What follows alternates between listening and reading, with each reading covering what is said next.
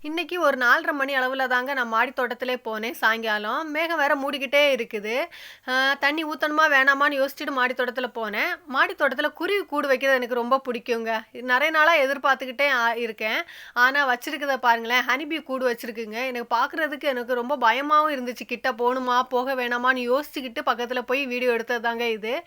அ எடுத்துக்கிட்டு அப்படியே பசங்கள கூப்பிட்டு காமிச்சு குடுத்தேன். ஒரு சைடு சந்தோஷமா தான் இருக்குது. ஏன்னு கேட்டீங்கன்னா, நம்ம மாடி தோட்டத்தில ஹனிபீ கூடு வச்சிருக்கே அப்படின்னு நெனச்சுக்கிட்டு, அ ப பசங்கள கூப்பிட்டு காமிக்கக்கூடிய டைம் பொண்ணு வந்து பார்த்துட்டு எனக்கு எனக்கு ஒரு மாதிரியா இருக்கு அப்படின்னு சொல்லிட்டு பார்த்துக்கிட்டு ஸ்பீடா அப்படியே இறங்கி போயிட்டா. அவளுக்கு பிடிக்கல இத பார்க்குறதுக்கு.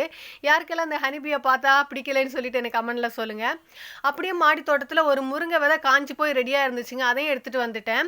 மாடியில செடிக்கு தண்ணி ஊத்தணுமான்னு தான் பார்க்க வந்தேன். ஏன்னு கேட்டீங்கன்னா, மேகம் மங்கியே இருக்கு பார்த்தீங்களா? அதனால தண்ணி ஊத்த வேண்டாம்னு நெனச்சுக்கிட்டு அப்படியே விட்டுட்டேன் காலையில. சாயங்காலம் பார்த்தா செடிங்க எல்லாம் கொஞ்சம் வாடி போன மாதிரி இருந்துச்சு. ஆனா தண்ணி ஊத்துனேங்க. கரெக்ட்டா 6:45 மணிக்கு மழை பெஞ்சிருச்சு.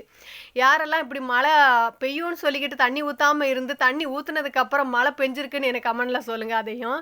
எனக்கு இதே மாதிரி நெறைய வாட்டி நடந்திருக்கு. ஏன்னா, தண்ணி ஊத்துன உடனே மழை பெய்யும். இந்த வீடியோ புடிச்சா லைக் பண்ணுங்க, சப்ஸ்கிரைப் பண்ணுங்க. Thank you. பாய்.